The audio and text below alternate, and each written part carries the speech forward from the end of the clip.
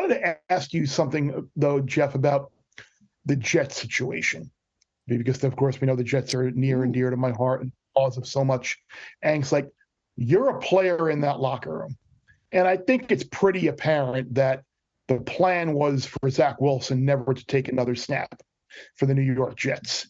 And now he is. And it's clear that the locker room are not fans. Like how does this even come close to being successful on Sunday? No, it's not. Think about this. 3 weeks ago, the Jets benched Zach Wilson. Okay, that's fair. You bench quarterbacks all the time. But Bear, they didn't put him second string. They put him third string.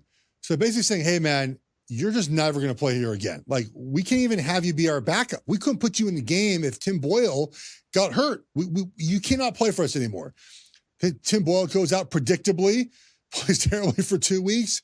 Imagine and they that. cut him. They don't even say, you're being benched. You're just straight out of here. Goodbye. And they bring Zach Wilson back. Now, the story, of course, is that, maybe Zach Wilson didn't want to play.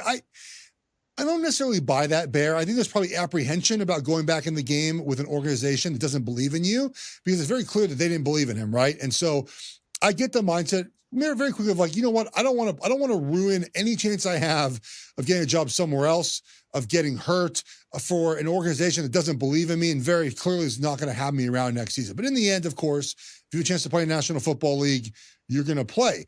And I've been in this spot before in 2010 with the Panthers, where we had quarterback issues. We benched guys. We brought guys back in. And look, the players know who is good and who's not good. That's very clear. It's over the years. I can tell right away if a guy we draft is going to be good or not. It's very clear. And your job, though, Bear, as a professional, is to play a game where you're being paid to play in. You're being trusted by the teammates on your team, by your coaching staff, by the ownership, by the fan base to play your best. And your best might not be good enough, but you're tasked with playing your best. And so even though the players might not agree with Zach Wilson as their starter, they'll go play hard. Now, will they roll their eyes at him in practice if he makes a bad throw or a bad read? Absolutely. I mean, there's going to be bad body language. There might be blowups on the sidelines, but guys are going to play hard. It's our job to play hard. They're not going to win. There's not going to be a faith in Zach Wilson. And so how does that trickle down? I'll explain. When you have a good quarterback, and I played luckily enough with Alex Smith and Eli Manning, even Jake Delhomme before he kind of combusted in Carolina, there's always a faith that if things go poorly on the field, that guy can make it right for you. Oh, I have a holding penalty. You know what? Eli Manning got my back. He'll complete a pass. We'll make up for it. Defense, right? I give up a touchdown. It's okay. Quarterback will make it right for me. And there's a freeness. There's a freeness you play with when you know you have a guy in that quarterback that will always get you in the right situation. They'll make it right for you. The Jets have the opposite effect, where if they make one mistake, Bear, if the defense gives up 14 points, 17 points, they might lose that game.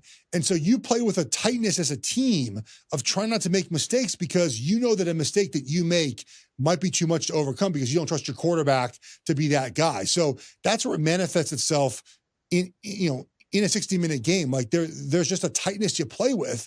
And then when you start giving up points or things not going poorly, there's a sort of just sagging confidence as a team because you know your quarterback can't get you out of those bad situations. Yeah, so it sounds like it's a recipe for success on Sunday afternoon. And, of course, the Jets now have taken money.